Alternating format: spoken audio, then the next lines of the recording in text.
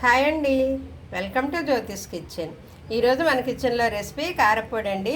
కారప్పొడి కందిపప్పుతోనూ కరివేపాకు ఈ రెండింటితో కలిపి మనం కారప్పొడి తయారు చేస్తామండి. ఇది వేడివేడి అన్నంలో వేసుకుని కొంచెం నెయ్యి తగిలించుకొని కలుపుకుంటే అబ్బా భలే బాగుంటుందండి. టేస్ట్ చాలా సూపర్గా ఉంటుంది. అలాగే టిఫిన్స్లో కూడా తినచ్చు. ఇది నిలవ కూడా ఉంటుంది. అయితే తయారీ విధానం చూద్దాం ఇప్పుడు. కరివేపాకు కందిపప్పు పొడికి కావలసిన పదార్థాలు: ఒక కప్పుడైతే నేను కందిపప్పు తీసుకున్నానండి. కరివేపాకు ఇది ఒక 10 రూపాయలది అనమాట, రైతు బజార్లో తెచ్చారు. అయితే ఇది శుభ్రంగా కడిగిన తర్వాత ఆరబెట్టుకోవాలండి. అంటే ఏ విధంగా ఆరబెట్టాలంటే ఈ విధంగానే ఆరబెట్టాలి, ఏనలతో అనమాట. కొంతమంది కడిగేసి ఇది ఇలాగా తీసేసి ఇలా ఆరబెడతారు. ఇవి గాలికి ఎగిరిపోతాయి. మనం ఫ్యాన్ గాలి కింద ఆరబెట్టినా లేదా బయట ఆరబెట్టినా గాలికి ఎగిరిపోతాయి అన్నమాట. ఎందుకంటే ఆకు తేలిగ్గా ఉంటుంది కదా, ఇలా దూసేసిన తర్వాత తేలిగ్గా గాలికి ఎగిరిపోతుంది. అలా కాకుండా ఇలా ఏనలతో మనం ఆరబెట్టామనుకోండి, ఈ ఏనలో బరువుగా ఉంటాయి కదా, అందువల్ల ఇది ఎక్కడికి పరిగెట్టదు, ఎగిరిపోదు. అక్కడే మనము ఎక్కడ ఆరబెట్టామో అక్కడ కూర్చొని ఉంటుంది అనమాట, పరిగెట్టకుండాను. అయితే ఇలాగా తడేమీ లేకుండా పూర్తిగా ఆరిపోవాలండి. ఎందుకంటే మన పొడి నిల్వ ఉంటుంది కదా, నిల్వ ఉండడం కోసం మనం తడి లేకుండా పూర్తిగా ఆరబెట్టుకోవాలి. ఎండలో ఆరబెట్టకూడదు. ఎండలో ఆరబెడితే దాని పోషకాలు మనకి పోతాయి అన్నమాట. అందువల్ల నీళ్ళలోనే ఆరబెట్టండి. ఏదైనా ఒక చున్నీ పరిసేసి అక్కడ ఆ చున్నీ మీద వేసేసిన తర్వాత మనము ఫ్యాన్ వేయవచ్చు. ఫ్యాన్ లేకపోయినా కూడా గాలి వల్ల కూడా ఇవి ఆరుతాయి. ఇవన్నీ కూడా ఈ విధంగా ఈనెలు లేకుండా తీసేసుకోవాలన్నమాట. ఈనెలు లేకుండా ఇప్పుడు ఆరిన తర్వాత, ఆరకముందు అయితే ఇలాగే ఆరబెట్టండి, ఎగిరిపోకుండా ఉంటాయి అన్నమాట. ఇవన్నీ ఇలాగా ఈనెలు లేకుండా తీసేద్దాం. ఈ విధంగా కరివేపాకు మొత్తం ఈనెలు లేకుండా తీసేసుకోవాలండి. ఇందాక మనం మాట్లాడుకున్నట్టుగా ఈనెలు ఉన్నప్పుడే ఆరబెట్టుకోవాలన్నమాట. ఈ విధంగా ఆరబెడితే ఎగిరిపోయే ఛాన్స్ ఉంటుంది. సో ఆరిపోయిన తర్వాత మనం ఈ విధంగా ఈనెలు లేకుండా తీసుకోవాలి. అయితే మనం తీసుకున్న ఈ కరివేపాకు, ఈ కందిపప్పుకి సరిపడినంత మనము ఎండుమిర్చి, అలాగే వెల్లుల్లి, జీలకర్ర, ధనియాలు ఇవి తీసుకోవాలన్నమాట. ఇదైతే చిన్న కప్పు జీలకర్ర, వాటికంటే కొంచెం ధనియాలు ఎక్కువ అనమాట. అలాగే వెల్లుల్లి, ఎండుమిర్చి, ఇవి మనకు కావాల్సిన పదార్థాలు. అయితే ఇప్పుడు మనము పొయ్యి మీద వేయించాలండి, డ్రై రోస్టే చేయాలి. ఇప్పుడు ఆయిల్ అవసరం లేదు, లాస్ట్లో ఆయిల్ కలుపుతాం మనం. ఇప్పుడైతే డ్రై రోస్ట్ చేద్దాం. స్టవ్ ఆన్ చేసి ప్యాన్ పెట్టానండి. అయితే ముందుగా మనము కందిపప్పు వేయించేసుకుందాం. ఆయిల్ అవసరం లేదు, ఇలాగా పొడిగానే మనము దోరగా కలర్ వచ్చే వరకు వేయించాలన్నమాట. తర్వాత ఒక్కొక్కటిగా జీలకర్ర, ధనియాలు, ఎండుమిర్చి అవన్నీ వేయించాక లాస్ట్లో కరివేపాకు కూడా మనం పొయ్యి మీద పెట్టి వేయించాలి. దాంట్లో ఇంకాస్త తడి అదంతా పోతుంది, అప్పుడు నిల్వ ఉంటుంది అనమాట, పాడవకుండాను. కరివేపాకు కూడా పొయ్యి మీద పెట్టి వేయించాలి. మీరు హైలో పెడితే కనుక ఇలా కలుపుతూ ఉండాలి. సిమ్లో పెట్టినా కూడా మరి అడుగుది మాడుతుంది, పైది వేగదు, కాబట్టి కలుపుతూనే ఉండాలి. వేగనిద్దామండి. ఇలా వేయించాలండి. ఇలా లైట్గా దోరగా వేయించాలి, మాడిపోకుండా ఇలా కలుపుతూ. ఈ కలర్ వస్తే సరిపోతుంది అనమాట కందిపప్పు మనకి. మరీ డార్క్గా మాడిపోక్కర్లేదు, ఈ కలర్ వస్తే సరిపోతుందండి. ఈ టైంలో మనం తీసేద్దాం. ఇదే ప్యాన్లో మనము ముందుగా ధనియాలు వేద్దామండి. అలాగే జీలకర్ర కూడా ఇప్పుడే వేసేయచ్చు. ఈ జీలకర్ర, ధనియాలు కొంచెం వేగిన తర్వాత మనం ఇందులోనే ఎండుమిర్చి చేసేద్దాం. అయితే వెల్లుల్లి మాత్రం వేయించకూడదండి ఇప్పుడు, ఎందుకంటే ఇది వీటన్నిటిలో తిరగదన్నమాట. వెల్లుల్లిలో తడి ఉంటుంది కదా, అందువల్ల ఇవన్నీ మెత్తగా పొడవు. కాబట్టి మనం ఏం చేయాలంటే ఇవన్నీ వేయించాక, అన్నీ పొడి చేస్తాక లాస్ట్లో వెల్లుల్లి పొడి చేసి అప్పుడు దాన్ని కొంచెం నూనె వేడెక్కించి ఆ వెల్లుల్లి ముద్దన నూనెలో ఫ్రై అవనిచ్చి అప్పుడు మన కారప్పొడిలో ఆయిల్ కలుపుతామన్నమాట. అది ఆ విధంగా టేస్ట్ బాగుంటుంది, ఎందుకంటే మంచి ఫ్లేవర్ వస్తుందండి. ఎందుకంటే వెల్లుల్లి ఆయిల్లో ఎగితే భలే మంచిగా కమ్మగా టేస్ట్ బాగుంటుంది, ఫ్లేవర్ బాగుంటుంది అన్నమాట. అలాగే ఆ వెల్లుల్లిలో తడి ఆయిల్లో ఫ్రై అవ్వడం వల్ల మనకి చెడిపోకుండా నిలవ ఉంటుంది, కారప్పొడి పాడవకుండా నిలవ ఉంటుంది అన్నమాట. అందువల్ల మనము లాస్ట్లో గ్రైండ్ చేసి పచ్చి వెల్లుల్లినే గ్రైండ్ చేసి ఆయిల్లో ఫ్రై చేసి ఇందులో కలుపుతాం. ఈ కొంచెం వేడెక్కాయి కదండి, ఇప్పుడు మనము ఎండుమిర్చి వేసేద్దాం. ఎందుకంటే ఎండుమిర్చి త్వరగా మాడిపోతాయి కదా, అందుకు అవి కొంచెం వేగిన తర్వాత ఇవి వేస్తే అన్నీ ఈక్వల్గా ఈవెన్గా వేగుతాయి అన్నమాట, ఏది మాడిపోకుండా. కొంచెం వేగనిద్దాం. ఇలా కలిపి వేయించడానికి కారణం మీకు టిప్పు చెప్పనా, ఎండుమిర్చి వట్టిగానే వేయించామనుకోండి ఆయిల్ లేకుండా దగ్గొచ్చేస్తుంది అనమాట, మనకి వేయించేటప్పుడు దగ్గొచ్చి తుమ్ములు వస్తాయి. అలా కాకుండా ఇలా జీలకర్ర ధనియాలతో పాటు వేయించామనుకోండి అవి కూడా ఉంటాయి కాబట్టి ఆ ఘాట్నెస్ తగ్గుతుంది, మనకి తుమ్ములు రాకుండా దగ్గు రాకుండా ఉపయోగపడుతుంది అనమాట, హెల్ప్ అవుతుంది ఈ ధనియాలు జీలకర్రతో పాటు ఎండుమిర్చి వేయించడం వల్ల. ఈ ఒట్టిగా వేయిస్తే దగ్గు వచ్చేస్తుంది, తుమ్ములు వచ్చేస్తాయి, ఘాట్ అనమాట, తట్టుకోలేము. సో ఈ టిప్ ఉపయోగించుకోండి. ఈ విధంగా వేయిస్తే సరిపోతుందండి. ఇప్పుడు ఎగిపోయాయి, ఇవి తీసేయచ్చు మనం. చూసారా మంచి కలర్ వచ్చింది కదా, ఈ టైంలో తీసేయాలి. ఇప్పుడు ఇదే ప్యాన్లో మనము ఆయిల్ అవసరం లేదు, కరివేపాకు వేయిందాం. కరివేపాకు కొంచెం కొంచెంగా వేయించుకోండి, అంటే అంతా ఒకసారి సరిపోదు కదా, ప్యాన్ పట్టదు కాబట్టి. ఇది కూడా అలాగే మీడియం ఫ్లేమ్లో పెట్టి ఇలా కలుపుతూ తిప్పుతూ వేయించాలన్నమాట. ఈ విధంగా కరివేపాకులో ఉన్న తడి అంతా పోయే వరకు మనం ఇలా కలుపుతూ వేయించాలన్నమాట. ఈ ఆకులో ఉన్న తడి పోతే మనకి కారపొడి పాడవకుండా నిల్వ ఉంటుంది. ఇలా కలపాలండి, మాడిపోకుండా కలుపుతూ వేయించుకోవాలన్నమాట. ఇలా వేగితే సరిపోతుందండి. చూసారు కదా, ఇందులో తడి ఏమీ లేకుండా చక్కగా అన్నీ వేగిపోయాయి. ఆకులన్నీ మనం ఇలా కలుపుతూ వేయించడం వల్ల అన్నీ కూడా వేగుతాయి అన్నమాట, ఆ తడి కూడా పోతుంది. ఇది పట్టుకుంటే చూడండి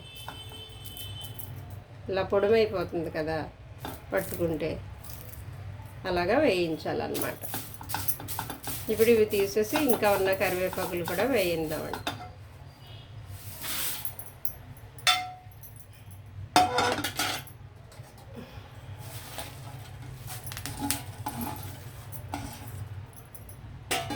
ఇలా కొంచెం కొంచెంగా వేసి ఇలాగా మంట కొంచెం మీడియంలో పెట్టి కలుపుతూ వేయించాలండి. అలా వేయిస్తే చక్కగా ఈవెన్గా ఎగుతాయి అన్నమాట. ఈ కరివేపాకులో మనకి బీటా కెరోటిన్ ఉంటుందటండి. ఇది జుట్టు బలంగా పెరగడానికి, దృఢంగా పెరగడానికి, అంటే ఊడిపోకుండా జుట్టు బాగా పెరగడానికి, బలంగా పెరగడానికి ఈ కరివేపాకు మనకి సహాయపడుతుందటండి, ఉపయోగపడుతుంది. అలాగే కరివేపాకులో విటమిన్లు ఖనిజాలు పుష్కలంగా ఉంటాయట. ఈ కరివేపాకు మనకి యాంటీ ఇన్ఫ్లమేటరీ లక్షణాలు కలిగి ఉందంట, అంటే యాంటీ ఫంగల్ గుణాలు, ఇన్ఫెక్షన్లు రాకుండా యాంటీ ఇన్ఫ్లమేటరీ కలిగి ఉందటండి, ఇన్ఫెక్షన్లు రాకుండా ఉంటాయట. అలాగే జుట్టు బాగా పెరుగుతుందట, చుండ్రు తగ్గుతుందటండి, జుట్టులో మన తలలో ఉన్న చుండ్రు తగ్గుతుందట. తర్వాత జుట్టు కలర్ మారిపోకుండా ఆ కలర్ కాపాడుతుందటండి, అంటే తొందరగా జుట్టు తెల్లగా మెరిసిపోతుంది కదా ఈ రోజుల్లో అందరికీ చిన్న వయసులోనే, అలా కాకుండా ఆ కలర్ని కాపాడుతుందటండి, జుట్టు త్వరగా నల్లగా అయిపోకుండా జుట్టు కలర్ కాపాడుతుందట తెల్లబడకుండాను. అలాగే మనకి కంటి చూపు మెరుగుపరుస్తుందట, చూపు బాగా కనిపిస్తుంది, జుట్టు బాగా పెరుగుతుంది. అలాగే ఇందులో ఫైబర్ ఉంటుంది, సో డైజెషన్ బాగా జరుగుతుంది, ఫ్రీ మోషన్ అవుతుంది. విటమిన్ ఏ ఉండడం వల్ల కళ్ళకి మంచిది, కళ్ళు మంటలు, కళ్ళు పొడిబారిపోవడము, కళ్ళంట నీళ్ళు కారడము, కంటి చూపు మందగించడము, ఇవన్నీ కంటికి సంబంధించినవి అన్నీ తగ్గుతాయండి కరివేపాకు తినడం వల్ల. చాలా చాలా లాభాలు ఉన్నాయి మనకి. మరి కర్రీస్లో వేసుకుంటాం కానీ కూరల్లో అయితే చాలా తక్కువ మోతాదులో వేసుకుంటాము, అది తింటారు, లేకపోతే తీసి పడేస్తారు. ఇలాగా కరివేపాకు పొడిలా చేసిన, పచ్చడిలా చేసిన కొంచెం ఎక్కువ మోతాదులో తింటాం కాబట్టి అది మనకి ఎక్కువ యూజ్ఫుల్ అవుతుందన్నమాట. కాబట్టి ఆకుకూరలు కూడా మనము ఇలాగా పొడులు పచ్చళ్ళు చేసి ఇంట్లో అందరూ తినొచ్చు, పిల్లలు పెద్దవారు అందరూ కూడాను. ఇలాగ బాగా వేయించిన తర్వాత మనం చల్లారబెట్టాలండి, ఇంకొంచెం వేగనిద్దాం. ఇదిగా ఈ విధంగా వేగితే సరిపోతుంది కరివేపాకు. దీని పచ్చిదనం అంతా పోయింది కదా, కలర్ చక్కగా మారింది, బాగా వేగాయి. ఈ టైంలో మనం స్టవ్ ఆపేద్దాం.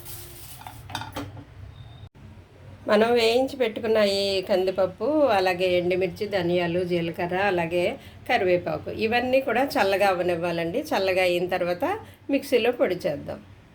మనం వేయించి పెట్టుకున్నవన్నీ చల్లగా అయిపోయాయండి.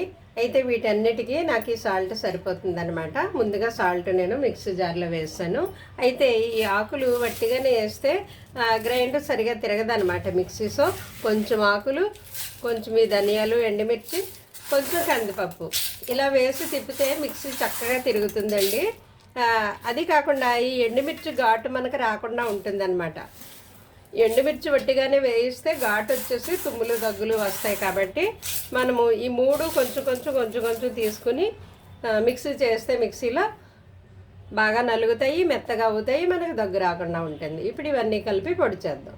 మనం వేయించి పెట్టుకున్నవన్నీ ఈ విధంగా పొడి చేసేసిన తర్వాత మనము అదే మిక్సీ జార్ కడగకూడదు, తడి ఉండకూడదు. దాంట్లో ఈ వెల్లుల్లి కూడా మనము గ్రైండ్ చేయాలి. వెల్లుల్లి ఈ విధంగా గ్రైండ్ చేయాలండి. మరీ ఫైన్ పేస్ట్ అవ్వదు, కొంచెం చెక్కబద్ద కింద అవుతుంది. ఇలా అయితే చాలు. దీన్ని ఇప్పుడు మనం ఆయిల్లో ఫ్రై చేద్దాం. స్టవ్ ఆన్ చేసి అదే ప్యాన్ పెట్టానండి. ఆయిల్ వేద్దాము. 2 3 4 గరిటెలు వేసానండి దీంతోనూ. ఎందుకంటే అది నిల్వ ఉంటుంది కదా, అయినా అది పొడి పొడిగా ఉంటుంది, గొంతు దిగదు తినడానికి. అందువల్ల కొంచెం ఆయిల్ ఎక్కువ వేసాను అనమాట. దట్టు నిల్వ కూడా ఉంటుంది, పాడవకుండా ఉంటుంది, మనకి తినేటప్పుడు గొంతు దిగుతుంది. ఇది మనము రైస్లోను టిఫిన్స్లో కూడా తినొచ్చండి. ఇడ్లీలో కూడా ఇది కొంచెం పొడి వేసుకుని కొంచెం నెయ్యి వేసుకుంటే సరిపోతుంది, బాగుంటుంది. ఆయిల్ హీట్ అయ్యాక మనం ఈ ముద్ద వేసి ఇందులోను వేయించేయాలన్నమాట.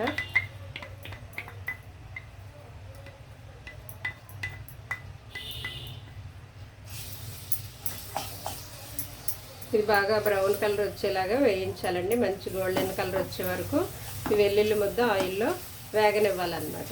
వేగితేనే అది నిలవ ఉంటుంది, టేస్ట్ బాగుంటుంది, మంచి ఫ్లేవర్ వస్తుంది. ఇది ఆయిల్లో వేగేటప్పుడు మనకి తినడానికి చాలా బాగుంటుంది, ఇష్టం పడుతుంది అన్నమాట తినడానికి. కొంచెం వేగనిద్దాం. ఇదిగో చూడండి, ఈ కలర్ వస్తే సరిపోతుంది అనమాట. చక్కగా మంచి కలర్ వచ్చేసింది. ఇది ఇంకా డార్క్ కలర్ రాకూడదు, మళ్ళీ మాడిపోతే టేస్ట్ మారిపోతుంది. ఈ టైంలో మనం స్టవ్ ఆపేసాను స్టవ్. ఇది కొంచెం చల్లగా అవ్వనివ్వాలి. ఇది చల్లారిన తర్వాత మనము ఈ పొడిలో వేసేసి కలిపేసుకోవాలన్నమాట. చల్లారిన తర్వాత పొడిలో వేసి కలిపేసి ఒక డబ్బాలో స్టోర్ చేసుకుంటే, ఇది తడి తగలకుండా ఉంచుకుంటే మనకి ఎంతకాలమైనా ఉంటుందండి, పాడవదు. 1 year అయినా సరే పాడవదు. అయితే మీరు తడి స్పూన్లు పెట్టకూడదు అందులోను. ఇది కొంచెం చల్లారనిద్దాం, ఇప్పుడు కలుపుదాం. మనం వేయించి పెట్టుకున్న ఈ వెల్లుల్లి ముద్ద చల్లగా అయిపోయింది. ఇప్పుడు ఈ పొడిలో వేసేసి కలిపేయడం. ఇదంతా దీంట్లోకి వేసేసి, ఇందులో కూడా ఆయిల్ ఉంది కదా, సో కలిపేసి మనం తీసేద్దాం. ఇది చేత్తో బాగా మిక్స్ చేస్తే కలుస్తుందండి. ఎందుకంటే వెల్లుల్లి చిన్నగా ఉంటాయి కదా, వీటిని మనం చేత్తో ఇలాగా చిదుముతూ దీంట్లో కలిపేస్తే బాగా కలుస్తుంది అన్నమాట. ఇలా అంతా కలిపేసిన తర్వాత మీరు ఒకసారి సాల్ట్ చూసుకోండి, సాల్ట్ సరిపోయింది లేదో చూసుకుని అప్పుడు మనము ఏదైనా ఎయిర్ కంటైనర్, ఎయిర్ వెళ్ళకుండా ఎయిర్ టైట్ కంటైనర్లో, అంటే గాజు సీసా కానీ లేదా ప్లాస్టిక్ డబ్బాలో కానీ మనము గాలి చొరబడకుండా ఎయిర్ టైట్ కంటైనర్లో వేసేసి నిల్వ చేసుకుంటే ఉంటుందండి, ఎంతకాలమైనా పాడవదు అనమాట. దీంట్లో తడేమీ తగలలేదు కదా, సో నిల్వ ఉంటుంది, పాడవదు. మనం వేడివేడి అన్నంలో వేసుకుని కొంచెం నెయ్యి తగిలించుకుని తింటే భలే బాగుంటుంది. అలాగే ఇడ్లీలో కూడా కొంచెం నెయ్యి వేసుకుని తింటే బాగుంటుంది, చాలా బాగుంటుందండి. టేస్ట్ అయితే చాలా బాగుంటుంది, సూపర్ హెల్దీ కూడా, నిలవ కూడా ఉంటుంది. సో ఈ విధంగా మనము కరివేపాకులోనేమో మనకి ప్రోటీను, ఫైబరు, అలాగే విటమిన్స్, మినరల్స్ అన్నీ వచ్చేస్తాయి. అలాగే కందిపప్పులో మనకి ప్రోటీన్ వస్తుంది. ప్రోటీను, ఫైబరు రెండు ఒకే డిష్లో వచ్చేస్తాయి కదండి. మరి మామూలుగా కర్రీస్లో మనం కరివేపాకు ఎక్కువ తినం కాబట్టి ఈ విధంగా చేసుకుంటే ఎక్కువ మోతాదులో వెళ్తుంది, చాలా ఆరోగ్యంగా ఉంటుంది, టేస్టీగా ఉంటుంది. ఓకే అండి, ఈ విధంగా చేసుకోవచ్చు. మన కరివేపాకు కందిపప్పు పొడి రెడీ అయిపోయింది. Thank you.